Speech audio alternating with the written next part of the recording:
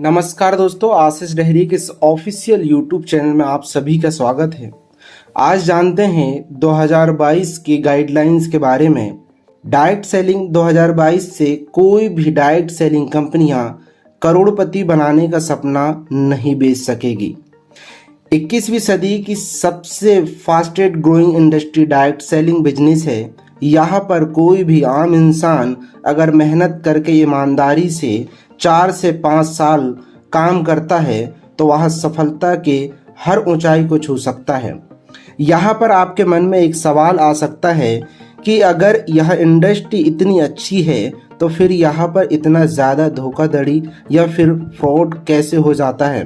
तो मैं आप सभी को बता दूं कि जहाँ पर अच्छाई होती है तो उस अच्छाई के आड़ में बहुत सारे लोग वहाँ काम करते हैं जो कि गैर कानूनी होता है और फ्रॉड होता है।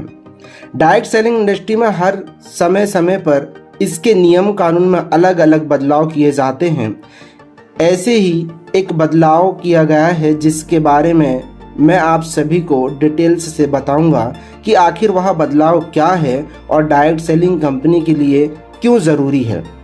तो चलिए देखते हैं कि डायरेक्ट सेलिंग के ऊपर इस समय कौन से नियम बनाए गए हैं। यदि आपको यह आइडियो अच्छा लगता है तो कृपया करके आप सभी इस आइडियो को अपने टीम के हर मेंबर के साथ ज़रूर शेयर करें ताकि वह लोग भी डायरेक्ट सेलिंग के इन नए बदलाव को जान सके और समझ सके। डायरेक्ट सेलर के द्वारा बेचे गए उत्पादों और सेवाओं को लेकर डायरेक्ट सेलिंग कंपनियों को आने वाली शिकायतों के लिए जवाबदेह बनाया जाएगा।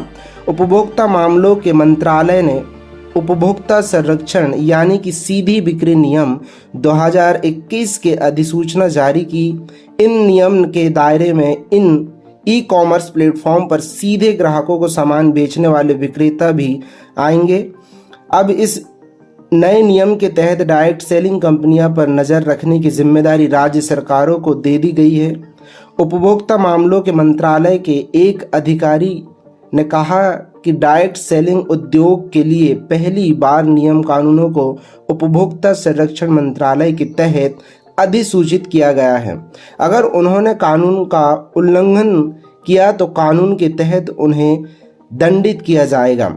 जो भी डायरेक्ट सेलिंग कंपनियां पिरामिड स्कीम या योजना चल रही है वह सभी कंपनियां लोगों को खुद से जोड़ने के लिए तरह तरह के सपने दिखाती है और जो भी नए लोग होते हैं उनको कागज़ पर बताया जाता है कि अगर उन्होंने अपने नीचे 4 या 5 लोगों को यह बिजनेस करने के लिए अपने साथ में जोड़ा तो उन 5 लोगों ने अपने साथ 25 लोगों को शामिल किया तो वह चेन लंबी हो जाती है।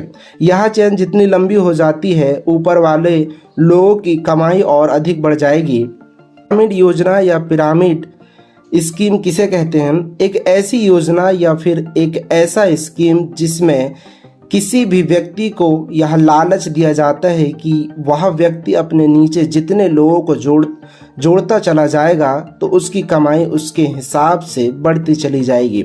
इसमें बहुत जल्द ही नई नियुक्ति की संख्या लगभग खत्म हो जाती है। ऐसी स्थिति में होता यह है कि जो भी व्यक्ति सबसे नीचे होता है उसकी कमाई काफ़ी कम हो जाती है या फिर हम यह कहें कि ना के बराबर हो जाती है।